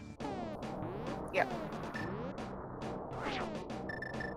All right, this is where dreams are bolstered or crushed, because Solski is saying, I'm betting a lot of time that Ice Rod is inside Turtle Rock. If he's right, he looks like a mad genius. If he's wrong, he threw even more time into that garbage can. The garbage can, eh? The metaphorical garbage can. Yeah. Not the literal one. That's where you throw away your butt hats when you get done using them, because you don't want to use the same butt hat twice. That's gross. Exactly. All right, so keep your eyes peeled on the left side of the screen here, because as Solski accidentally steps on spikes, he will also be on a desperate search for this Ice Rod. If he finds it in here, it'll be great. If not, sadness. Great for Solski, sadness for Couch. Well, I mean, no matter who wins or loses, we here at Speed Gaming all win because we got to see a sweet race with crazy routing. True. This was definitely a wild race. So I like to talk about sweet tech, and Solski missed the cool sweet tech to get the hook shot even faster out of that torch puzzle there in Turtle Rock. So, well, thumbs he down, made Solski. up for it by doing some really good swaggy cane dash. Nope, too late. He's still dead to me. R.I.P. Solski. All right. So Couch, he is slowly catching up on this crystal count here. Yep.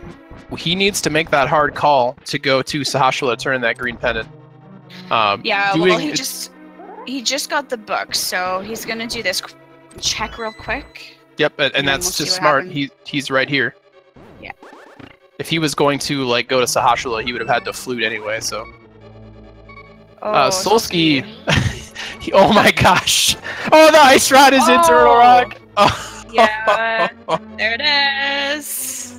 That is go mode for our boy Solski. And despite almost getting eaten alive by Chain Chomps, he does find the treasure that they guarded. Yep. Which was the Ice Rod. So that's crazy. So when Couch was near Turtle Rock, almost, gosh, was it like a half an hour ago? With all the items necessary to complete that dungeon, he could have made the ridiculous hero call to go in, and it would have been the right one. Yeah, that's crazy. Although I don't know if he feels like he's behind or not, because he did do some of those sequence breaks. Yeah, very true. Wow, Solski dodges the bunny beam. Meanwhile, Couch is gonna go and do Pyramid Fairy. Yeah, honestly, a solid play. And if you were going to include Green Pendant into this routing, doing the Fat Fairy check by Pyramid is a smart. It does cluster all those locations together. True enough, yeah. Solski gambling that there's not a key in the big key chest there. Pretty good odds. We'll see if he's right. Chances are the lamp could potentially be here with the Pyramid Fairy. That's a good point, actually. I'm gonna be super curious where that lantern is because it can't be on Laser Bridge. No, okay, it's not there. I don't know where it would be then. But both items were the same color as the lantern, so I feel like you win the moral victory there, Felix. Oh, yay. That's exciting. Solski not winning the moral victory of Dark Turtle Room navigation. That's a Pyrrhic victory if there ever was one. Or Dark, sorry. Turtle? Dark. Well, they're in a big turtle. It's Turtle Rock. I feel like I'm technically correct, which is the best kind of correct. Oh. All I can hear is the sound, and it sounds like Solski's in trubs. Okay, it looks like he drank a potion there. Yeah. I think he was probably hoping to get onto the ledge that has a couple of hearts. But it's hard to do that in the dark. So Couch just picked up his bow from Sahasrara, so he's gonna do some quick work of Eastern Palace and Palace of Darkness right now. Good for him.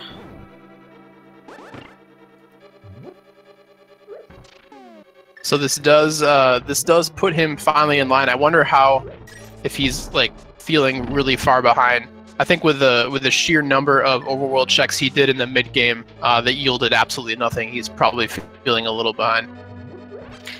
Yeah, probably.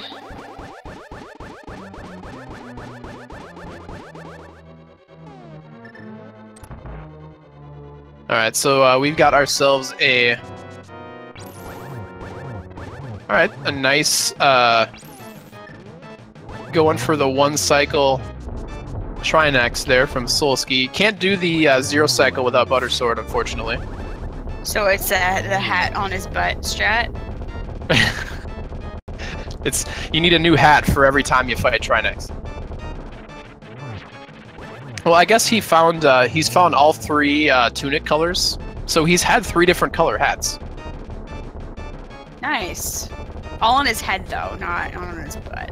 That's true. Although I don't know about you, but I haven't seen where he's put those other 2 hats. Oh. So, again, we're not here to judge here at Speed Gaming. If you like wearing your hat on your butt, then more power to you. No, we're here to do like philosophical conversations, you know? Yeah, exactly. So we need to dive deep into the human psyche about where you put headgear on your body, if not your head.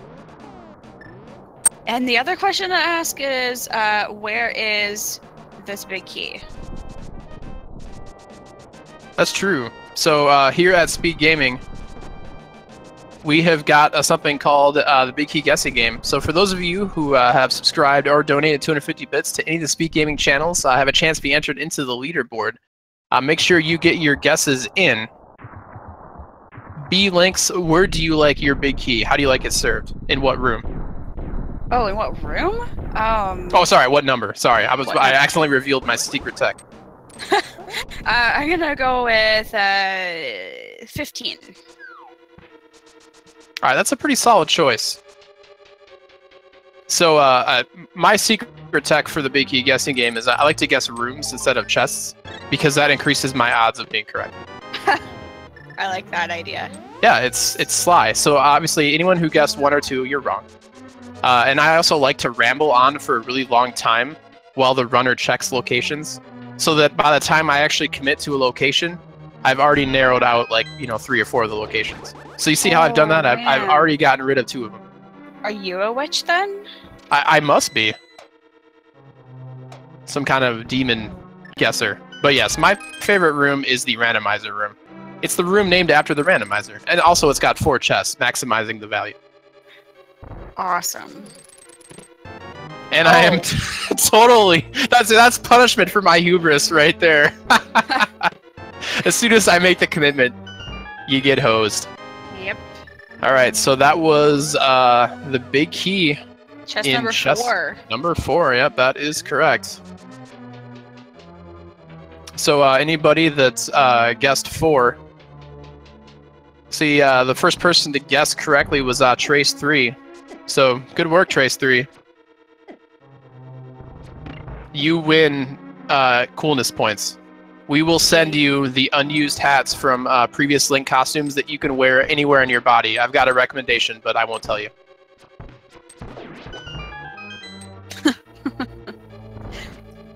Contest will not actually send hats. Please do not send letters to Feasel.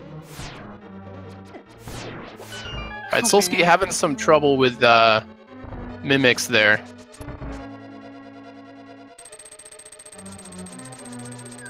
Alright, so we got a pretty solid start to G Tower with the early big key. Yeah. And honestly, I think Solski, I think both runners did see that silver arrows were in the lumberjack tree. So they, Solski, you're killing me. You're killing me with this, with these cannonball dodges. Solski did not, he did not pass the Matrix auditions. Could not dodge. Yeah, failed dodgeball. Can't dodge cannonballs. Meanwhile, we've got Couch. He has been making up pretty good time, but the lead that Solski got from that earlier Thieves Town check was pretty tough to beat when Ice Rod ended up being inside Turtle Rock. Although I'm really curious, I really wonder where the lantern is. We kind of ran out of places where it could be that weren't Ice Rod, or excuse me, that weren't Ice Palace, I think. Yeah, I'd have to say, Ice Palace is the only one that's left. Okay, so we'll see what Couch does. After he defeats Helmastar King, all that he has left is Turtle Rock. So we'll see if he decides to take the gamble to go all the way up, or if he's gonna dip into Ice Palace or do a couple more checks before he goes up. It's a pretty tough decision. At this point, when you've checked so many locations, if you're Couch, I think you might be thinking, well, if it's in Turtle Rock, I've probably already lost. So he might say, all right, I'm going to make the Ice Palace gamble because he might feel behind. But on the other hand, maybe he doesn't feel behind and he'll feel pressured, you know, to make that Turtle Rock gamble, which is what I think Solski ended up doing. Yeah, I would say that's correct. We'll find out in a moment. All right, excellent Wizrobe room there from Solski. Yeah, good execution all around here. Well, I mean, he did fall off the Cannonball Bridge. I'm not saying, I'm just saying. All right, does Solski have the mana to Fire Rod this room? Oh. I think he might be a tiny little bit short. It's hard to tell on the restream, but I think he's a little short. Does he have enough juice? He does. He had exactly enough. Wow.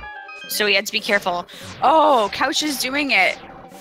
He is. All right. So good on Couch for recognizing the Ice Palace is a bad play. Which is, in general, a true statement, I think. Especially with it being a pendant. Yeah, exactly. Although that same logic could have applied to Thieves Town, and you would have been in trouble this seed, which unfortunately Couch was. Swerb, he's got 99 problems, and actually throwing bombs accurately is one of them.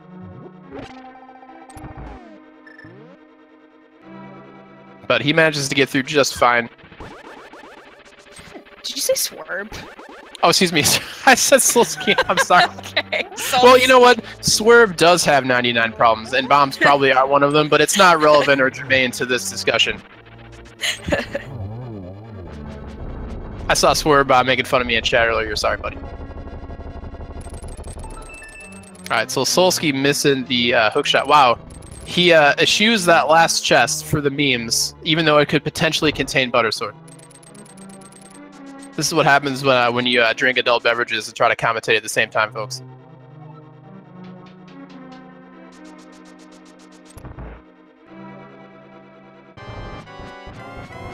Alright, so Couch, having been into Hookshot Cave for the second time and still no Ice Rod, is not happy. Solski, on the other hand, is happy with his nice triple for egging him 2 there. Clearly, he brought his protractor to this fight. Geometry wars here. Very much true. And, you know, a very, very clean 3-1-2 there. Yeah, that was really good. Alright, so he's going in. He is going to be doing a Silverless Cannon fight.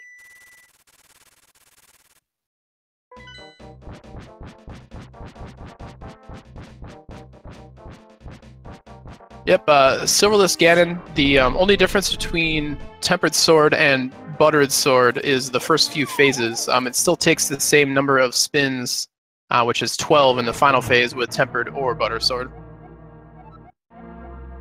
Did you know that you can't hum while holding your nose closed? That is delicious bait, and I really want to take it, but you're not getting me this time, Felix. That wasn't me though. That was Ganon. I know. I'm just saying. You saw that bait, and you're trying to extend it to me. Yeah. And I'm not taking it.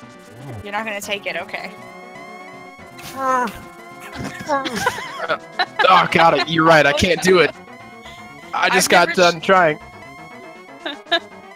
Wow, I need like 5 Kleenexes, and I need a few of those interns from the previous joke to give me a fresh box. Oh my god. Okay, so Solski just got into phase 3 of his Ganon fight. Yep, and now it's 12 spins to win. Yeah, as soon as he sees the text box telling him where those where the oh man, the silvers were, he could do a torch glitch, and now he just has to do 12 spin speeds. Ooh, a really nice, the right time. Really nice torch relit timing by Swerve there. He's not going for any crazy triples, but he is executing the doubles pretty well. Well, of course I say that, and he immediately fails the triple, so, and then fails the next one after that. It's pretty much a frame perfect sort of deal we got going on here. Pretty much. Yeah. So Couch just got his wonderful Ice Rod, so he's now just gonna make a beeline for the finish line here. Yeah, pretty much the only thing I think Couch did not check was Ice Palace, if I'm remembering correctly. Yep, he didn't check it. Chat correctly calling. Okay, that swerve was intentional, by the way. Oh, I didn't even notice that. Ha! Yes, my evil plans are coming to fruition. Oh my god, I didn't see it, did I? Speaking of evil plans coming to fruition, Solski, his plan to go 1 and 0 in the first portion of his bracket phase has been completed. So Solski will be finishing with a official speed racing time of 1 hour, 37 minutes, 50 seconds. So get your GGs out in chat. He gets to drink from the fire hose. He gets to drink from the fire hose, so that's always nice. It is. Classic reference to cult movie UHF starring Weird Al. Good stuff. And it looks like we are joined by Solski, who is definitely not Swerve. Solski, how's it going? Congratulations on your victory. Why were you calling me Swerve? Because I have brain problems. That's awesome. So I got a question to ask you, Solski.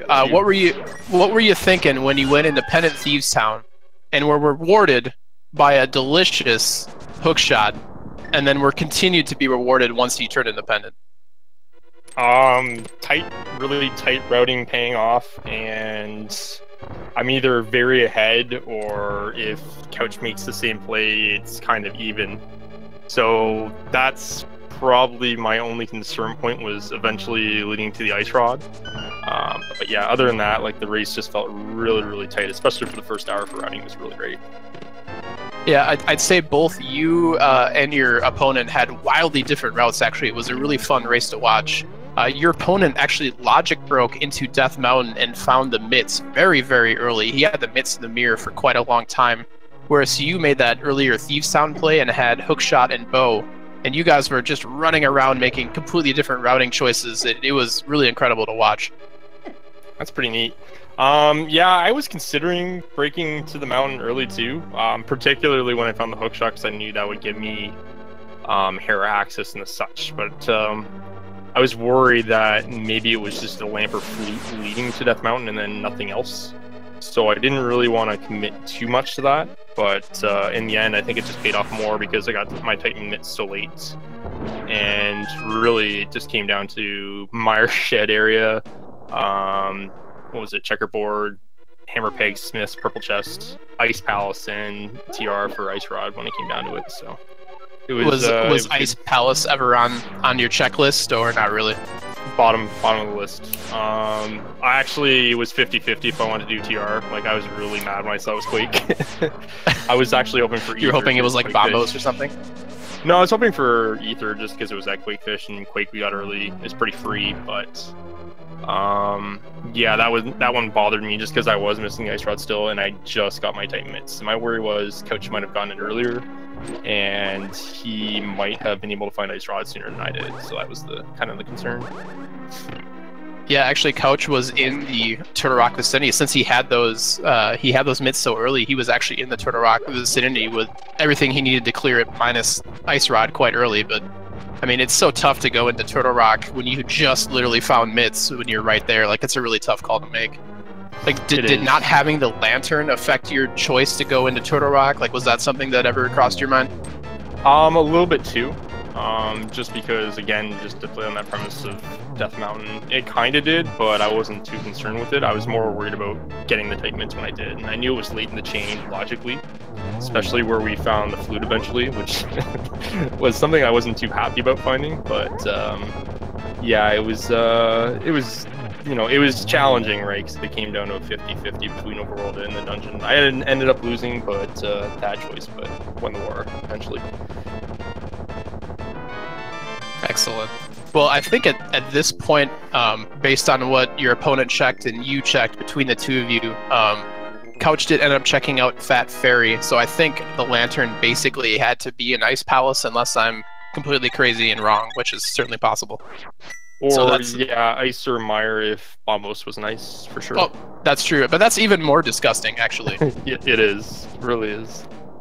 I want to say Mimic Cave as well. I don't know if Coach ended up checking that or not, but... Oh, yeah, that's true. And actually, you skipped the big key chest in Turtle Rock too, I believe. And it could have been there as well. That was more just because we had a key going in. And it's a 1 in 5 gamble that's never really let me down, so... Really? That 20%'s never gotten you? Because it's gotten me, my friend. I think I'm at 14 or 15 plays where that has not let me down, so the RNG's with me on this one. Oh, wow. Good work. I need to get lottery numbers from you and not from B-Links. I mean, I haven't won yet, so I wouldn't go that far. Fair enough. Well, you've got game 2 against your opponent, Couch, here. Coming up next, are you going to do anything mentally? Prepare yourself? Are you going to take a dip in the hot tub? Are you just going to spend your time rolling dice, trying to get in the randomizer mood? I mean, I've already had like 2 beers, so I'm good for the next one now. Wow. We're gonna get 2 beer Solski for the second race. That seems appropriate, actually. Stone Cold Solski. Stone Cold Solski. Stolski. Wow, I can't talk. If I'm not mispronouncing your name, I'm accidentally calling you Swerve. I've got problems. Say, if you called me Stone Cold Swerve, I probably would have left the voice call. Oh no! Wow, that's all it takes. Man, I need to write that one down. That's an easy one. All right. Oh yeah, Chad informing us that because Couch does have Butter Sword, yes, Lantern was not in Turtle Rock. Oh wow. Okay. So yeah, he was either in Mimic Cave, I think, or in Ice Palace. And man, if Bombos was in Ice Palace, which would have led to Lantern and Meyer, that would have been just disgusting. Yeah, because we knew it wasn't pedestal, so. Yeah, you really played to the Twitch crowd with that pedestal check. Good work. Had nothing to do with them, I assure you. Once again, just the logic reason the tight routing. Yeah. Well, I mean, when you're looking for an item like Ice Rod or like a medallion to enter a dungeon, you know, they can be just about darn near anywhere. So routing in that pedestal check, especially in a one-on-one, like, do you play or route differently in a one-on-one versus like a nightly or like a weekly seed, or does that not affect your routing at all?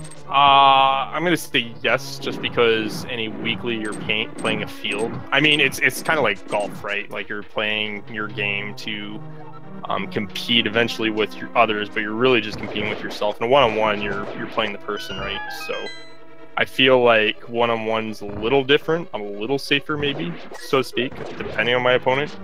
But I would say in like a weekly, I'm just gotta go back to classic old Solski, just gambling all over the place. Well, if you're supposed to be playing safer in a one-on-one scenario, then why are you a 2-beer Solski? That doesn't seem very safe to me. It's either 5 beers or 0 beers. It's either 5 beers. Well, I got another raise coming up, so that's why I'm 5 beers. Attaboy. Yeah, you gotta conserve your strength. That's the mark of a true champion right there, folks. Absolutely. All right, so we got Couch making his way through Ganon's tower. I don't think he had the same trouble you did with the cannonball bridge. Yeah, I was mad. Because I'm like, that cannonball didn't just come down there, and sure enough, yeah.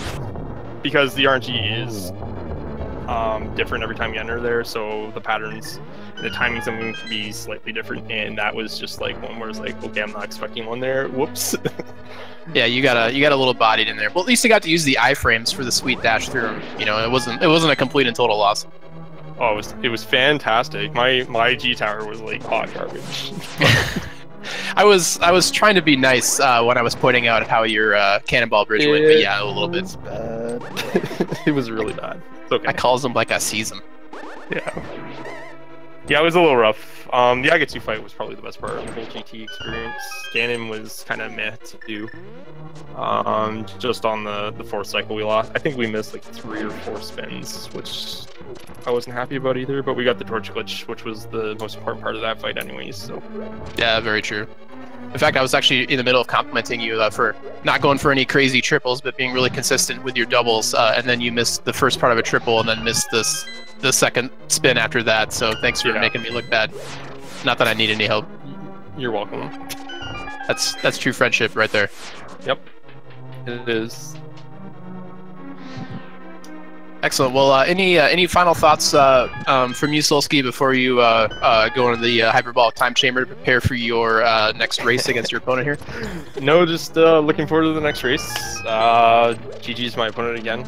Not sure if he's going to get an interview just because we're going through the next race pretty soon. So.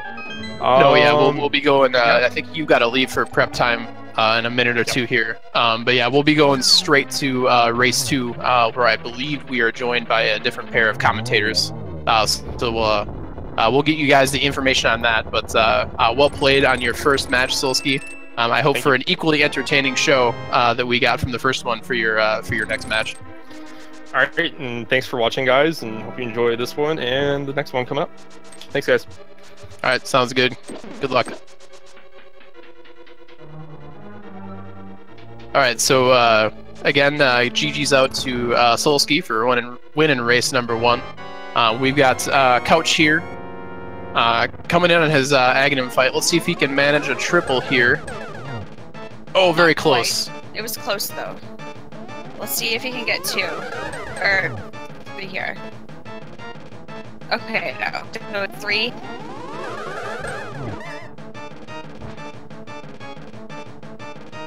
The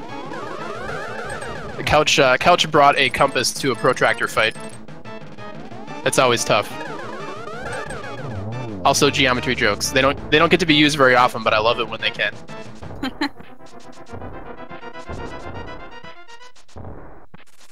All right, so we've got ourselves a Butter Sword Ganon fight, which is always nice. It's nice to just beat the crap out of Ganon with the Butter Sword. Those phases go by so fast. It's good stuff.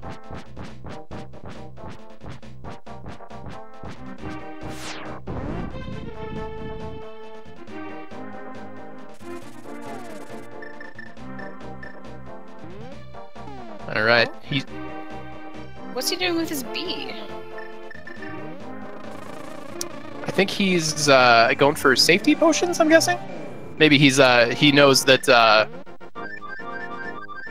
he knows his opponent finished. He's like, all right, I got to do Silverless Ganon. Let's load up on some delicious potion goop. Yep. Or maybe he was just trying to get the phone number of that cool apprentice witch there. I'm not here to judge. That is a possibility too. All right, so we're flying back. I mean, you know, I support more chances to use Couch or you. Oh, okay, he's taking the portal down here. At first, I thought he was like, I want to find this lantern. I'm going to Ice Palace. I could respect that kind of play, but we got another race to do. All right, Couch heading back to the pyramid with a pretty full loadout. We've got ourselves 3 potions, butter sword, red mail. I think the only thing we're really missing for like the full package is half magic, and I guess technically silver arrows if you want to include those. Yeah, silver arrows for sure.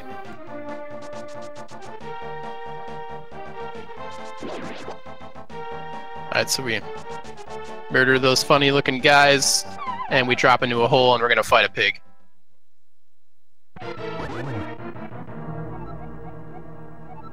I'm not doing it again, B-Links. Darn. It was a one-time only thing. You and chat got to enjoy it, and it's not happening again.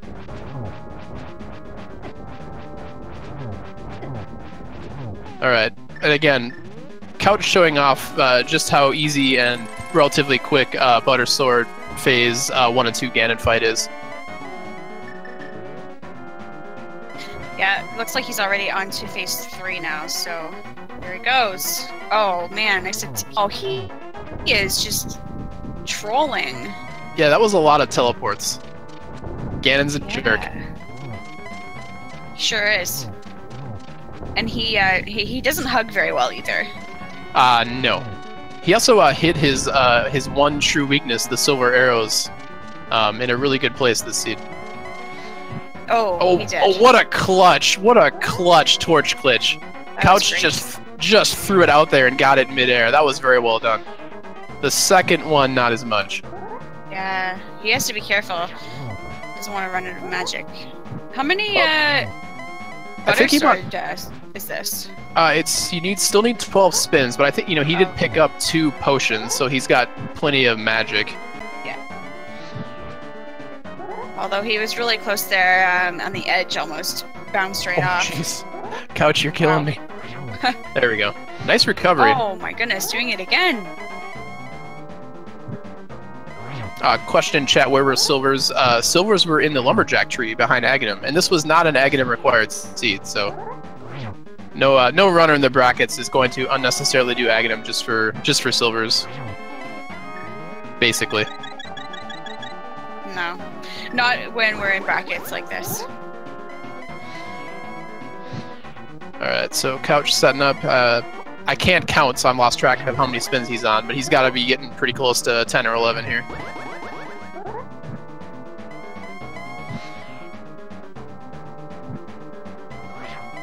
Ooh, Couch literally playing with fire with those fire bats there. That was very, very nice, nimble dodging to get, kept from being knocked off there. All right, and there is a Ganon kill. Question from chat. Couch got a butter sword from the big key chest in Turtle Rock. That is correct. And it looks like our friend Couch finishes a speed racing TV official time of 1 hour, 53 minutes, 40 seconds. So get your GGs out to Couch there. That was a pretty tightly routed seed, especially in the mid game for Couch. Just unfortunately, the locations he checked did not pay out. So we will not be getting Couch in here for an interview because these 2 runners are going to be immediately facing off for game number 2 in this same awesome channel quite shortly. So don't go anywhere. Sit yourself down, adjust the hat that you're wearing on your butt first, but then sit yourself down and stay tuned to some more excellent randomizer here in Speed Gaming TV. Yeah. We'll be joined by our wonderful commentators, Swerve and Cursed Aether. That's correct. Wait, Swerve, I thought he was in this race. Wait, no, that was Solski. Cap. I can't read. All right, well, it has been a pleasure, B-Links, doing commentary with you. It was a fantastic ride. Thank you so much. Excellent. Well, I have been Files, been joined by my good friend B-Links, and it was a great time. But again, make sure you stay tuned to this channel. There's more great randomizer action coming up with round 2 of Solski versus Couch. Stay tuned. Stay tuned. And also, thank you to our wonderful tracker behind the scenes for keeping us on track. Cassidy Moen. Cassidy Moen was our tracker, so thank you so much. Thank you to everybody else that's working behind the scenes in the Speed Gaming channels as well.